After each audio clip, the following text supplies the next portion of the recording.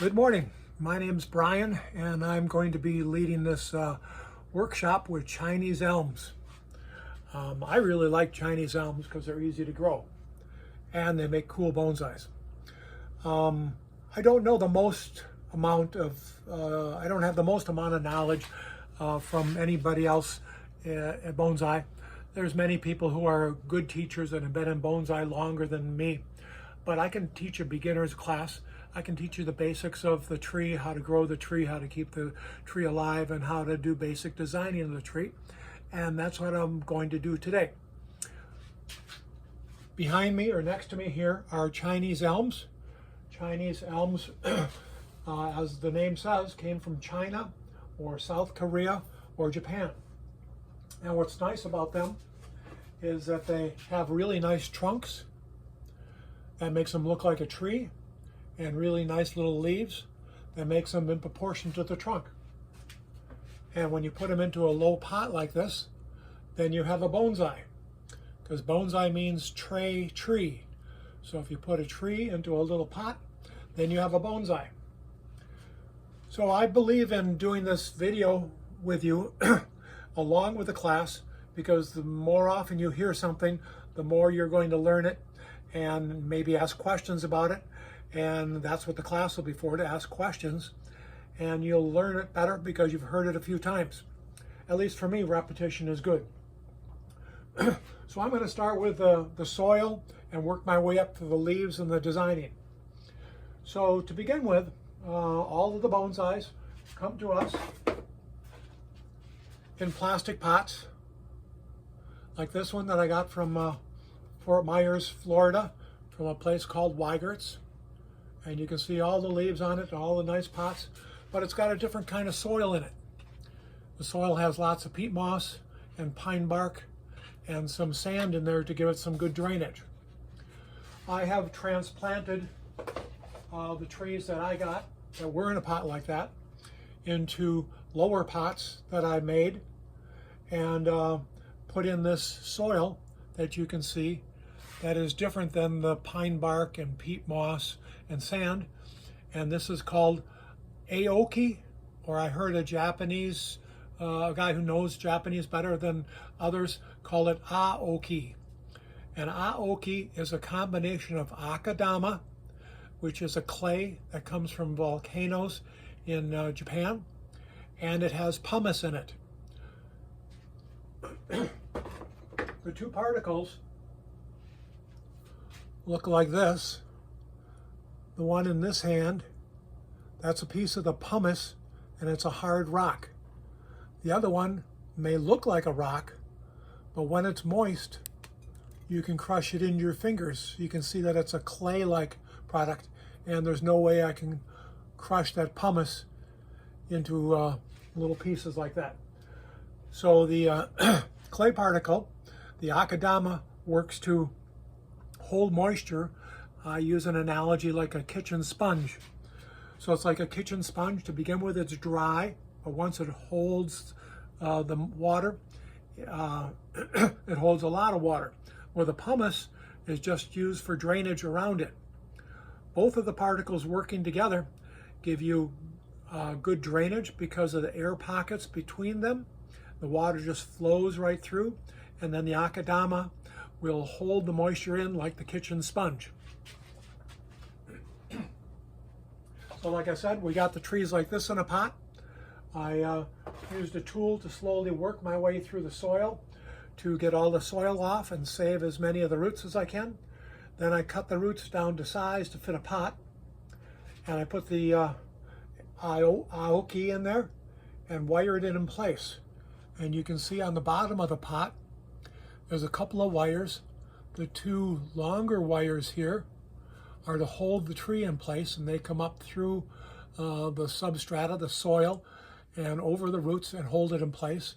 And then there's a couple little things here, this little pin, and that holds a screen in there that allows drainage through it.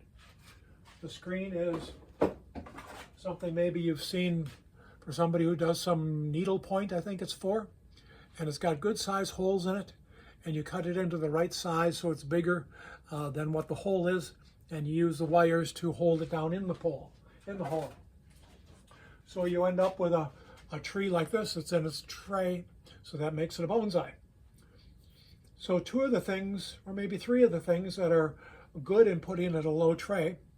The low tray makes the trunk look bigger compared to having it in a big pot. It's kind of a proportion thing. It'll start to show off some of the roots that are in there. And the roots will get bigger and bigger as time goes on and make your tree look older and older.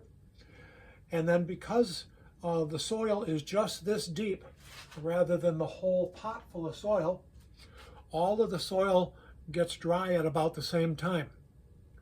So that's important, because if you've used any other plant that you get at a garden center or a flower shop or whatever, they're in deep pots. So the surface will get dry first, and the soil on the bottom will still stay wet.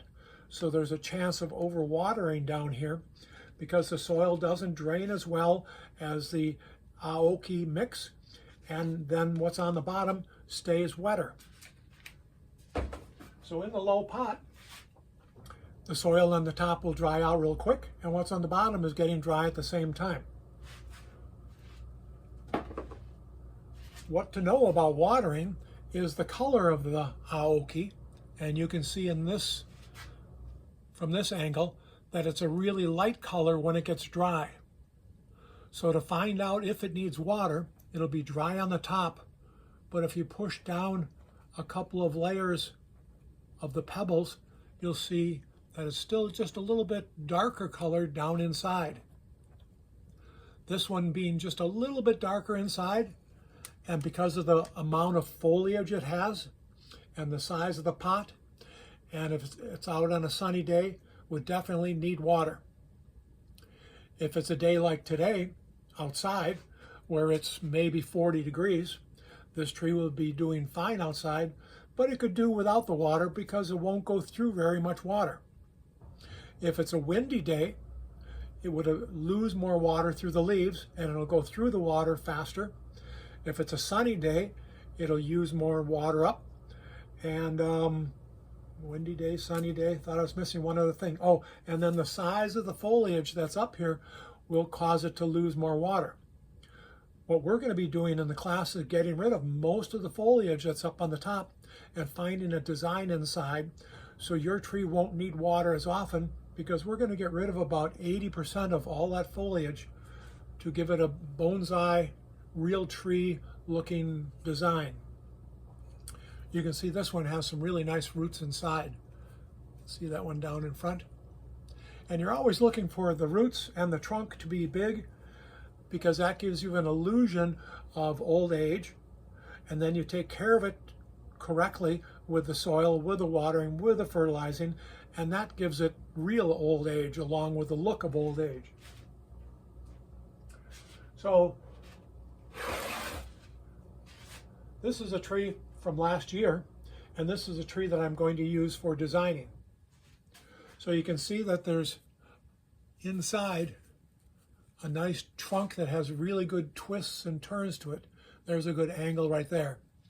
And most of the time, the angle that the tree is planted, which you can change, and the twists and turns of the trunk and what the trunk looks like will kind of tell you the story of what your tree is going to be in the end. So the way I try to simplify the making of a bonsai is like if this is your tree to begin with, and it has all those branches on it, like the Chinese elm that I showed you, you need to get rid of some of those branches. One of the ways that you get rid of branches is on this drawing, you have these opposing branches that are sometimes called a bar branch. So what you do is choose which branch you want to keep, because you want to get rid of one of these. If you look at it with just those two branches, it kind of looks like a telephone pole with two sides coming out, and that doesn't look very natural. In most trees, the natural thing about them is the randomness of the branches. So you'll choose which branch you want to keep on that. Let's say I want to get rid of this one, and I would cut that one off, or I could just cut part of it off and make it dead wood, but in this case I'm going to take it all off. And then you sort of work your way up the tree to accentuate certain angles to it and to make certain open spots. In Japanese, when you make an open spot with negative space, they call it ma. That's a Japanese word for negative space. So I'm going to make some of the negative space there. And then I've got this branch and that branch. So I'll get rid of this branch because that one was shading the one down below. So I'm simplifying what's left there, and I'm choosing which branches to keep and which ones to get rid of to make a design. So let's go back to the bigger tree, and you can see I've got lots of branches and lots of little branches drawn in there, and even one branch that goes way over here. So you want to get rid of the really wild ones, or at least cut them down in size. Cut them off like that, and that's what I'll do with some of the real trees. Cut them off a little bit so I can see what's down inside, because otherwise it's really hard. And then I'll get rid of branches if they're across from each other. These two are not exactly across from each other, so I'm going to leave them both on because they make good lower branches. But I am going to get rid of some of the stuff up here that makes it a little bit too busy. And I'll get rid of that one. And I get rid of branches like that because the one up above it I might be keeping, and the one up above it is going to be shading the one down below. So that means the one down below will die eventually, or at least not be very healthy because it's being shaded from the sunlight.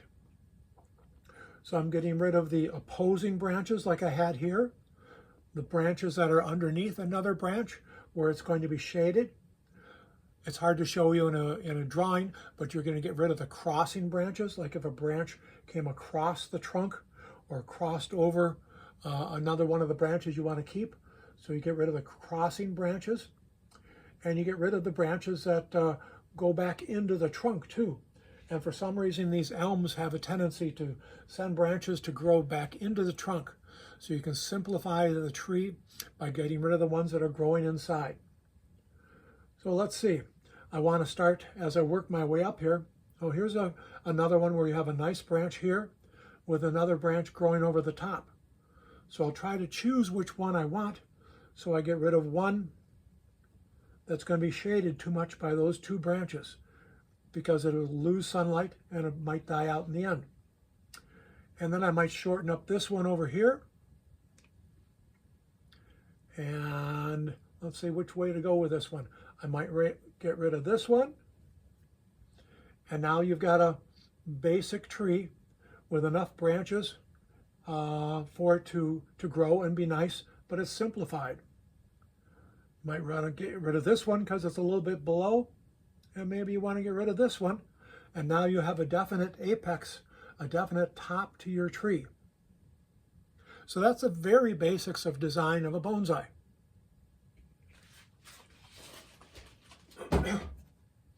So in designing the bonsai, you can use different tools to cut the branches. I have a scissors here that works really good. I have another scissors like that that's a little more pointed and gets into small places. And then I have one that's a little bit bigger scissors. What you basically need is one of these for bigger branches, and then something like this for smaller, more delicate branches. At least those two basic tools are what you need. And then you'll need a wire cutters of some kind. They make the bonsai wire cutters that are a little bit more stubby on the nose, so you can get in really close to a wire and cut it off when you need to. Or you can use your hardware store wire cutter too. So 3 tools at least: the big cutter, a smaller cutter, and a wire cutter. Those 3 tools are what you need.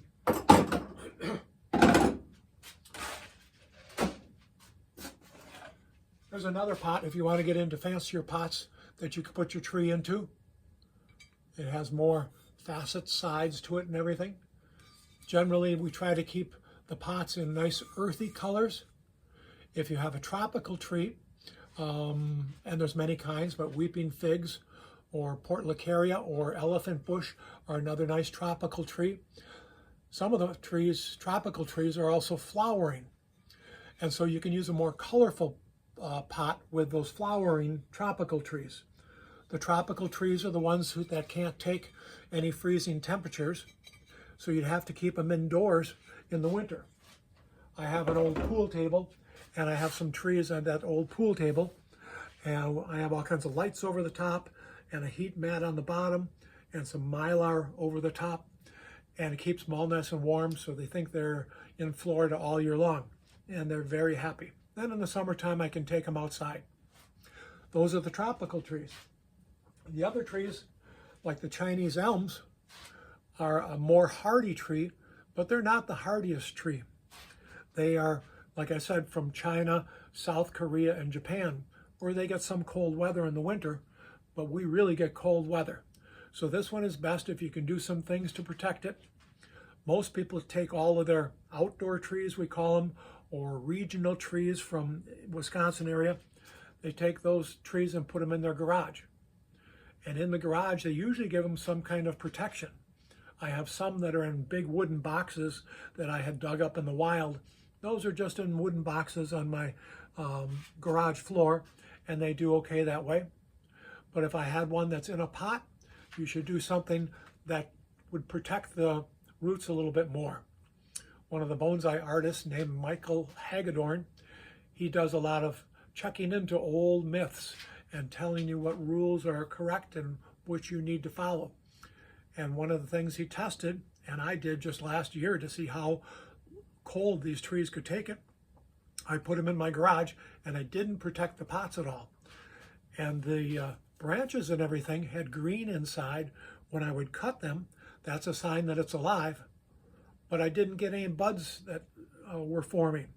So I pulled it out of the pot and I looked at the roots, and the roots had all frozen because the roots can't handle the cold temperature that the leaves can. Because the leaves and branches are made to be above ground and can handle the really cold stuff. The roots are normally below ground where it's just slightly warmer, and they can't handle the real cold stuff. So you need to do something in your garage with your plant to help protect it for the winter, whether you get a styrofoam box and fill it with styrofoam peanuts or bubble wrap or something. Some people use mulch in there. Make sure that your drainage will still work and your drainage will still come out your styrofoam box, because you're going to still need to water it once in a while. Even if it loses all of its leaves, you might have to water it once in a while. When it's cold in your garage and your root ball is frozen like a brick, then you can just leave it alone and not do anything. But as soon as it gets warmer, that root ball might need some moisture, so you're going to have to check it for water once in a while. Okay, so that's the roots and what they can handle. That's the branches and the leaves and what they can handle. And in your class, they'll go over this more and teach you how to protect your tree in the winter months. In the summertime, you can just bring it outside. It'll have branches on it, probably no leaves, depending on what temperature you kept it at, and you can put it right out in the direct sun. Some of the plants, the evergreens, whether it's a juniper or a yew or whatever kind of evergreen, they still have their leaves, needles all winter long. So when you put those outside, you have to put it in a spot that's a little bit protected from the sun, because it can get sunburned first thing in the springtime. So you have to put it in a little bit of shade and slowly work it closer and closer to a sunny day in the middle of the day where it gets lots of sun. So it'll get sunburned just like you and I. So I got the watering. You wait for the akadama to get dry colored. Some people use a different thing, and they use a bamboo chopstick to stick it in there, and you pull out the chopstick, and if it's moist on the bottom, then it doesn't need water. But I like the way just to push a little bit of the akadama aside and see if it's dry down below and if it really needs water. So you got the watering, you got a little bit of winter care, and now we'll do some designing. So this is a tree I'm going to use for designing. Let me see if I can find a spot that's in the camera here as good as I can. So it'll be a little bit hard for me to show you everything, but at least it's going to be better than when we did a Zoom class with kids and had to teach them through Zoom how to prune their trees. because left and right wasn't the right thing. So generally you look at the bottom and look and see if you can find some roots. And the roots may tell you which side of your tree is going to be the front or the back. Also, the curve of the trunk is going to tell you that too. You generally probably won't want a trunk that's facing right at you with all of its curves. It'll be slightly off to one side like that. And generally the top of the tree should come towards you a little bit. So here's the top way up here, and it comes forward 3 or 4 inches way up at the top. Maybe if I use the scissors and point, you can see the trunk line comes up, and then it starts to come out way out to here. So it comes out 3 or 4 inches from where the trunk is. So good roots at the bottom, the trunk comes up, it fades away, it goes back, and then it comes forward again. The Japanese say that that's a welcoming thing when you can have the top of the tree come a little bit towards you. And there's many styles of trees. So you'll learn in the class that there's different styles like windswept and informal upright and formal upright and a cascading style and things. But that's about what we can do with this one. So I'm going to start at the bottom and see what's going down here. And right away I see some branches that are growing back into the trunk, and we don't want the ones that grow into the trunk. And then this branch is doing some crossing down here, and it's growing down. So I'm going to get rid of that whole branch and cut that whole branch off. And as you just, even with one cut, you can see a little bit more in there, and then maybe can see what's next. So I'm going to look underneath here, cut a few branches off the bottom that are in the way, and maybe I'll just give this whole thing a little bit of a haircut so I can see what's going on. It just gets too bushy sometimes, and you can't see. Okay, now I can see just a little bit more. So back in here, there's a branch that grows to the back of the tree. Oh, let me do something else so we can remember. Many people will use a bamboo skewer to show where the front is. So we said we like the roots in the front, and we like this coming over out to front. So our front's going to be about here. So right where that bamboo stick is, that's going to be about the front of our tree. So now I'm going to try to hold it and cut off the branches that are going back inside.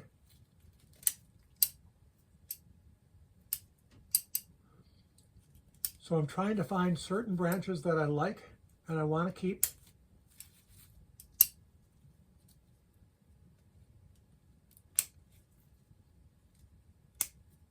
Get rid of the branches that I don't want to keep, or the branches that might go away because they don't get enough sunlight because they're shaded by another branch. Come on out of there. All of these branches are coming back into the trunk, so I don't want any of those. So let's get rid of those.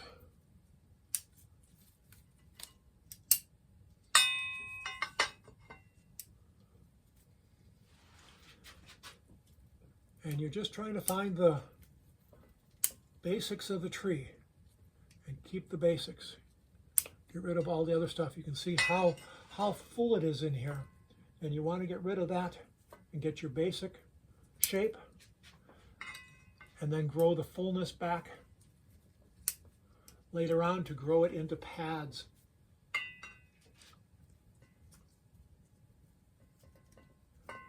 And this is a lot of decisions to make. And so your teacher in the class will help you with all of these because there's a lot of things to think about. One of the things you'll be doing in the class also is, and I forget often, is you're going to take a picture of your tree before you get started. Because what's really cool is seeing the before and after. You could even bring a stand, I guess, to set up your phone and do a video of it like I'm doing.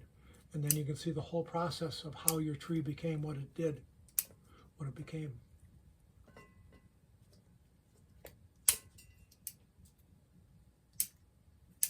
get the top under control a little bit out there. There's some more branches that are growing back inside. I don't know why these trees like doing it. Maybe it's just part of its invasive nature. I was really surprised when I looked up the Chinese elms the other day that many people are calling them an invasive tree.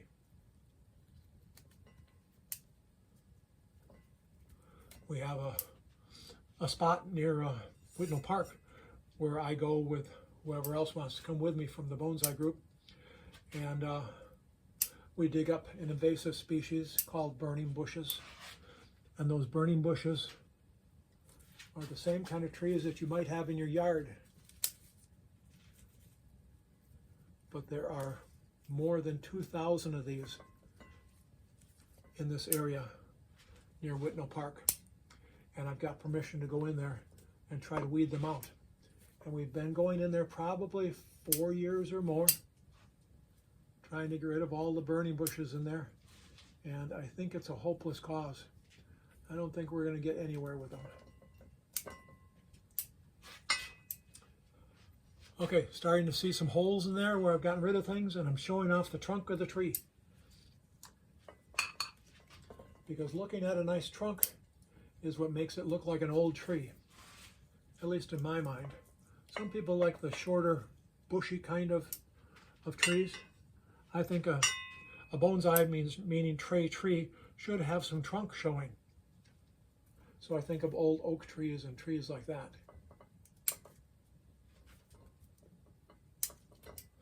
What's nice with these elms is they'll grow back quickly. So if you make a mistake and cut something off, it'll grow a new branch there. I got some crossing stuff in here. I'm going to have to get rid of one or the other. It's a little bit bigger cutter. Get rid of that.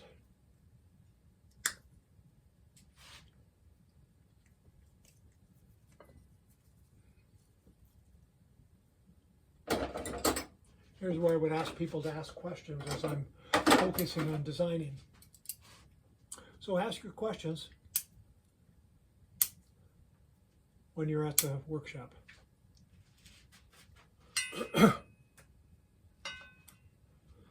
I'm going to give it a little haircut back here because I have way too much in the back.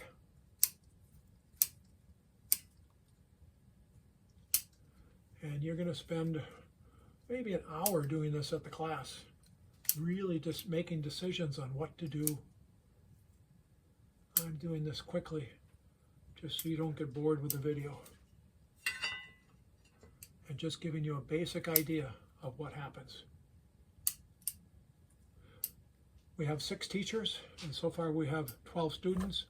So right now they will have, each teacher will only have 2 students, which works out really nice to have almost one-on-one teaching. So this part of the designing that I'm doing is just thinning things out and giving it a basic shape. Eventually you'll take branches like this and decide what to do with this branch, kind of hanging out there. Maybe you want to keep it, maybe you want to wire it into a different spot.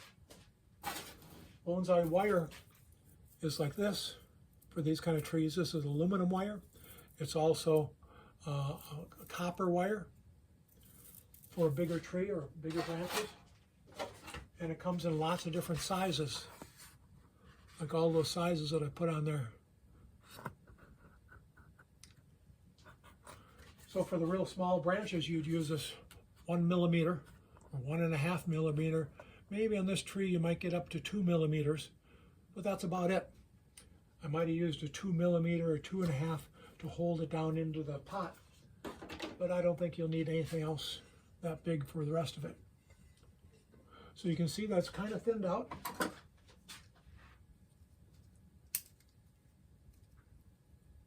So you can do wiring like I told you with the wiring, or with these you can do directional pruning.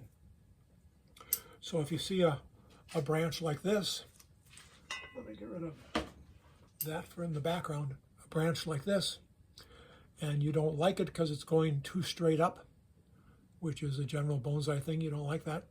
You can cut that off, and right here at this leaf, it'll send out a new branch, and that branch will come off at a 45-degree angle and go over here. Kind of like what happened down below. There. This branch right up here is dead right at the top. See that little stump that's up there? So that got cut off at some point.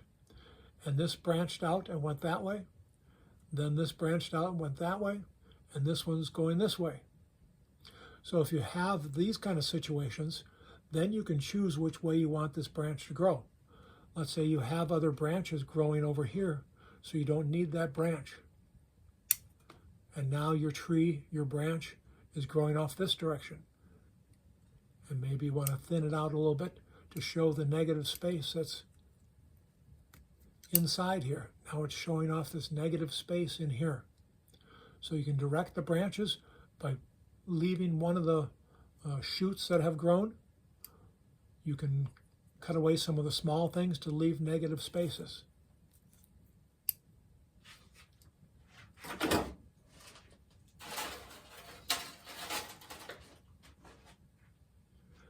The wiring they will show you in the class is done, like I said, with different thicknesses of wire. And they do it with locking the wire in on something like one of the other branches or maybe a trunk. And then you'll wind the wire around the branch that you want to bend. If you want to put a tight bend on it, or if you want it to make it look windswept, maybe a lower, slower bend to it. And when you wire it, you lock it in, and then you wrap it in a 45-degree angle.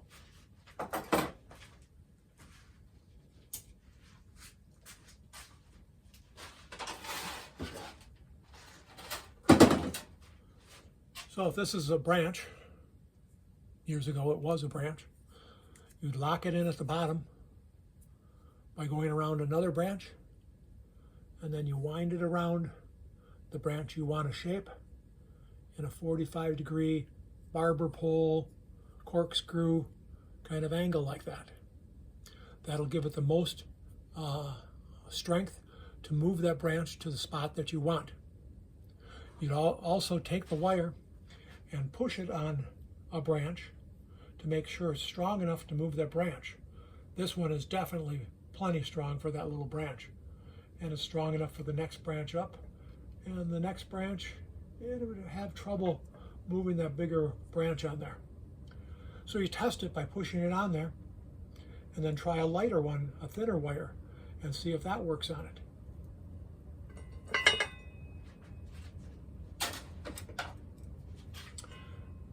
Remember what this looked like ahead of time?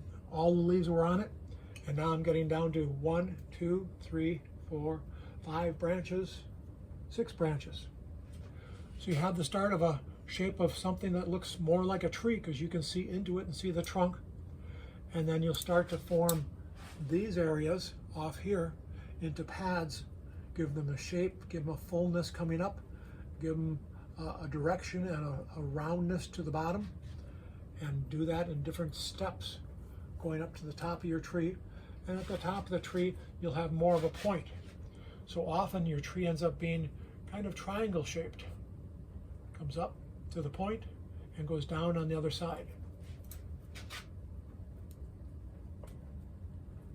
Get rid of a few more of those. I think that scissors needs a sharpening. I've got too many branches in the back here.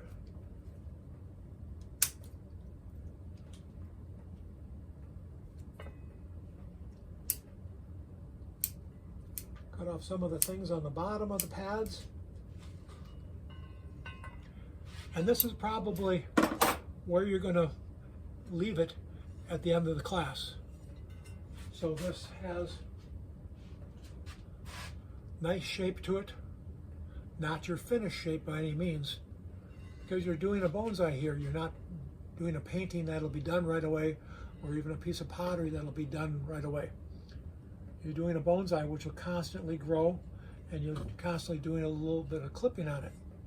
But this is a start, and what I want to do is be able to leave you enough leaves on it so you have enough solar panels to continue to grow it, enough leaves that'll help whisk the water away, transpire the water away, and keep it healthy. So right now we're going to teach you how to do things, and then we're going to teach you how to care for the tree and not take off too many leaves and branches that your tree will have any trouble growing. These are elms, so they're really easy to grow. I think that's about it. So you can see the difference because now you can see the trunk and it looks more like a tree. And it's in a little pot, so it looks more like a bonsai. So bonsai isn't a kind of tree, it's the art of styling a tree. I think that's it for today. We'll leave the rest up to your teachers, and they will show you in more detail, with you looking into the tree more, what to do. Thank you very much.